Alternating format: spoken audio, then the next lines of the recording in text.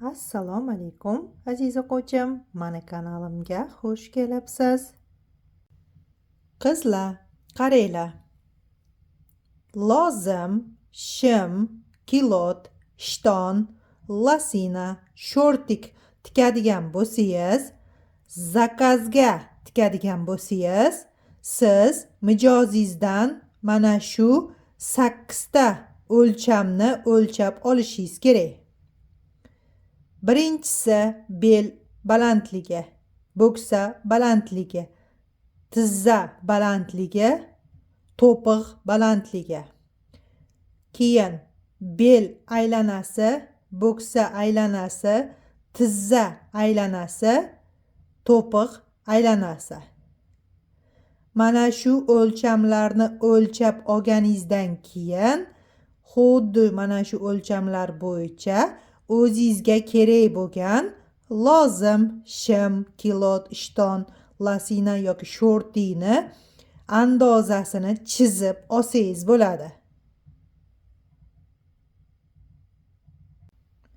Hozir esa men sizlarga 48-razmerdagi standart razmer bo'yicha shton yoki lozimni andozasini chizishni o'rgataman. Bokovoyida choki yo'q lozimni andozasini chizish uchun uzunligi 108, eni 54 bo'lgan mana shunaqangi to'rtburchakni chizib oldim. Undan keyin chizib olgan to'rtburchagimni mana shunaqa qilib 3 ta bo'lakka bo'lib olaman. Birinchi bo'lakni uzunligi 34 cm, ikkinchisi 34 cm, uchinchisi 40 cm. Mana shunaqa qilib 3 ta bo'lakka bo'lganimda 4 ta chiziq paydo bo'ladi. Birinchi chiziq bu lozimni beli chizig'i bo'ladi. Ikkinchi chiziq bu lozimni bo'ksa chizig'i bo'ladi. Uchinchi chiziq bu lozimni tizza chizig'i bo'ladi. Undan keyin 4-chi chiziq bu lozimni to'pig'i, ya'ni lozimni past chizig'i bo'ladi. Mana shunaqa qilib chizib tayyorlab olganimdan keyin endi lozimni chizaman. Keyin lozimni orqasi va oldini belgilab oldim. Undan keyin bo'ksa chizig'ini mana shunaqa qilib uzun qilib chizib oldimda orqa og'ini chizdim. Orqa og'ini chizish uchun mana shu joydan mana bu joygacha 12 cm ni qo'shib mana shunaqa qilib chizib oldim.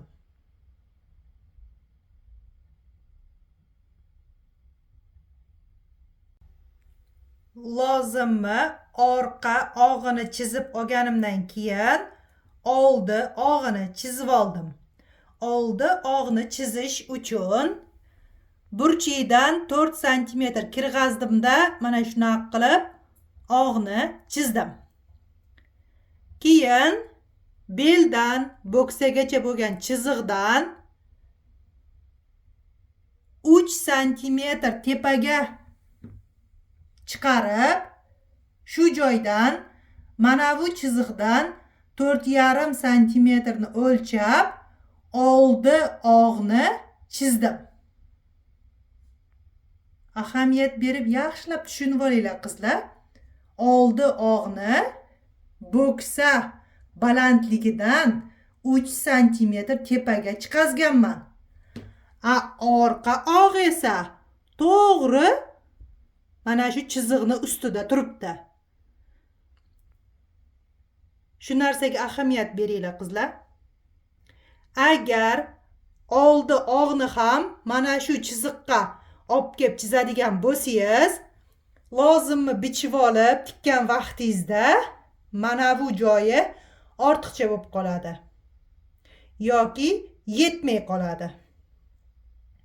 Sababi mana bu joy avalniku. Tikkan vaqtda mana shu joy har doim cho'ziladi. Matoni turiga qarab. Agar mato qattiqroq bo'ladigan bo'lsa 1,5 santimetrga cho'ziladi. Yumshoq, juda qattiq cho'ziluvchan mato bo'ladigan bo'lsa 2 santimetrgacha cho'zilishi mumkin.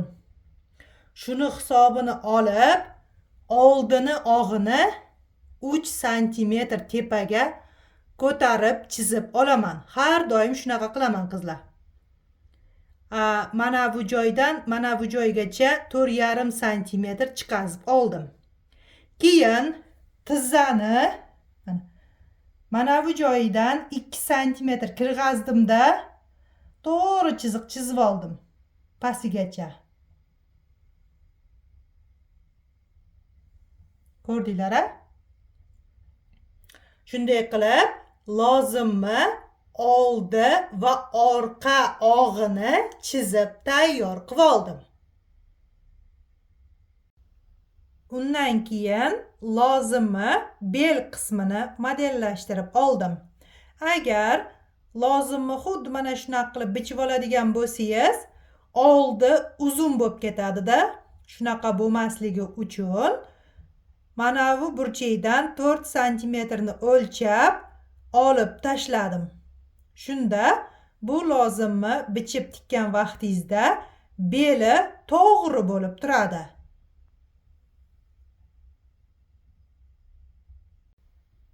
Undan keyin lozimmi dalyevoyni chizib oldim.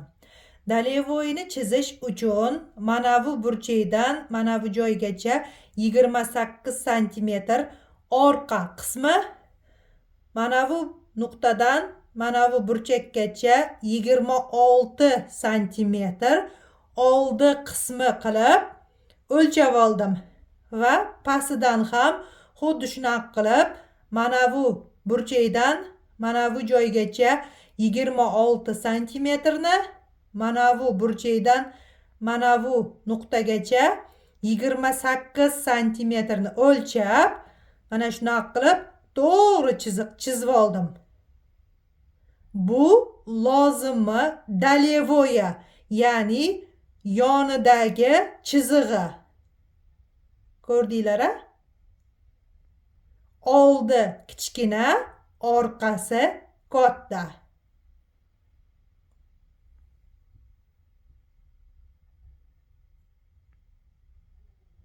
Ko'rib turganingizdek, modellashtirib olgan andozamni kesib oldim. Modellashtirib olgan andozamni to'pig'ini o'rtasini topib 2 buklab olganimda mana shunaqangi ko'rinishda bo'ladi. To'pig'ni chiziqlari, tizzani chizig'i, bo'ksani chizig'i bir-biriga simmetrichni tushgan. Tikkan vaqtimda mana shu chiziqlar bir-biriga to'g'ri tushishi kerak. Ya'ni to'piq va tizzani chizig'i. Undan keyin mana bu chiziqlar tikilgan vaqtda o'zi to'g'ri bo'lib qoladi. Oldi orqasidan 4 santimetr kalta bo'lib turibdi mana.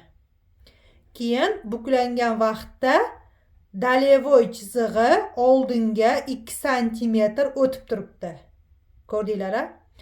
Matoga andozani qo'yib bichgan vaqtingizda mana bu joyi buklovda bo'ladi.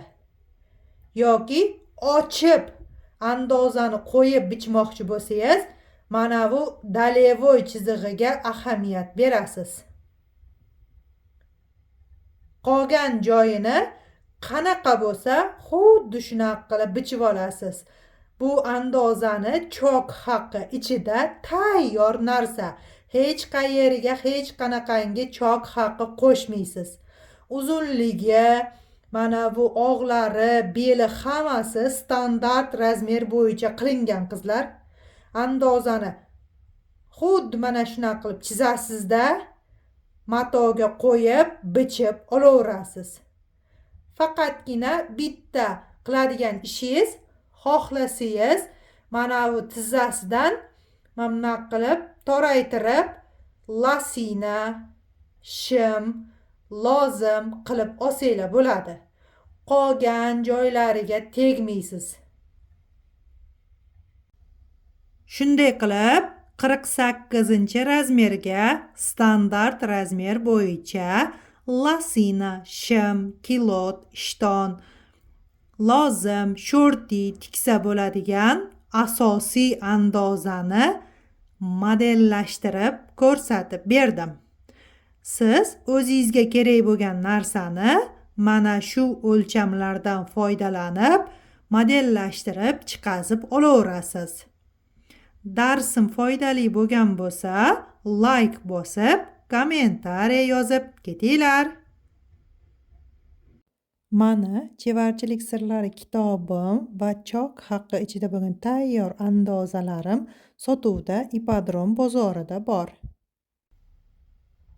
Qaranglar qizlar, yaxshilab ahamiyat berib tushunib olsanglar, lozimni bichish siz uchun juda oson narsa bo'lib qoladi. Men o'rgatganimdaqa qilib, lozimni bazaviy andozasini chizib olganingizdan keyin u andozani xohlasangiz lasina, shim, kilot yoki shortik qilib modellashtirib o'zgartirib olsangiz bo'ladi. Hammasini tepa qismi va orqa oldi og'lari bir xil bo'ladi. Faqatgina mana bu oyoqni o'rta chizig'i bor-ku, shulari o'zgaradi. Qolgan joyi bir xil bo'ladi qizlar.